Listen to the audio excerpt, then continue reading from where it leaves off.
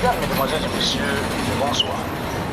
Le mouvement pour la renaissance du Cameroun, MRC, a décidé de maintenir la tenue de son congrès extraordinaire prévu ce samedi 29 novembre 2025 à son siège, situé dans l'arrondissement de Yaoundé 4 en dépit d'un arrêté d'interdiction mis par le sous-préfet de la localité. Dans un communiqué signé par le président national par intérim du parti, le MRC affirme avoir, par courtoisie républicaine, informé les autorités policières et administratives de la tenue de cette convention. Organisée dans un lieu clos et privé, conforme au statut interne du mouvement, selon le parti de Maurice Kamto, cette rencontre est strictement interne.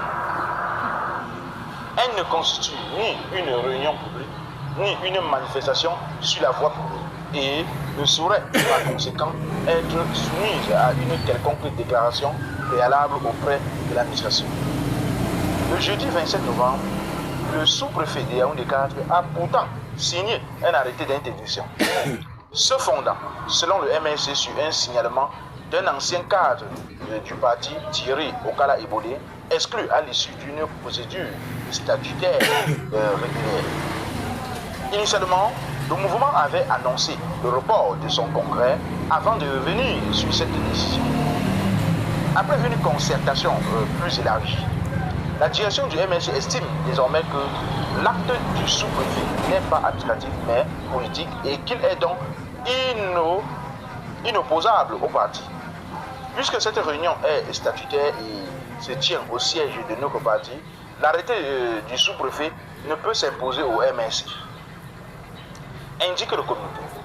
Le MRC voit dans cette interdiction une nouvelle provocation du pouvoir qu'il accuse d'avoir orchestré un coup d'État électoral en octobre dernier pour exclure son leader, le professeur Maurice Kamto, de la présidentielle du 12 octobre 2025 avec l'implication présumée du MINAC, de l'ECAM et du Conseil constitutionnel.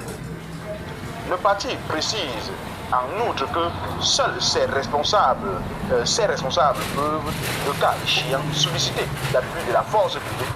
La rencontre devant se dérouler dans un espace sécurisé à accès contrôlé sous la responsabilité exclusive du MRC.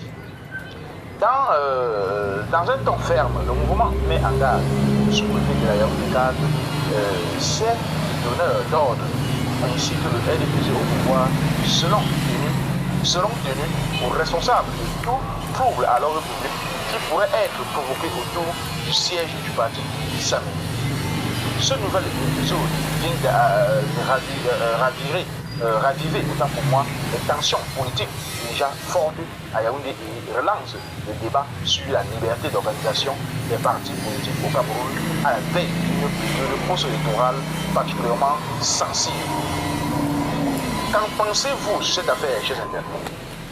Donnez vos avis en commentaire sans hésiter de vous abonner à la chaîne tout en activant la cloche de notification. Ne plus rien rater de nos prochaines vidéos.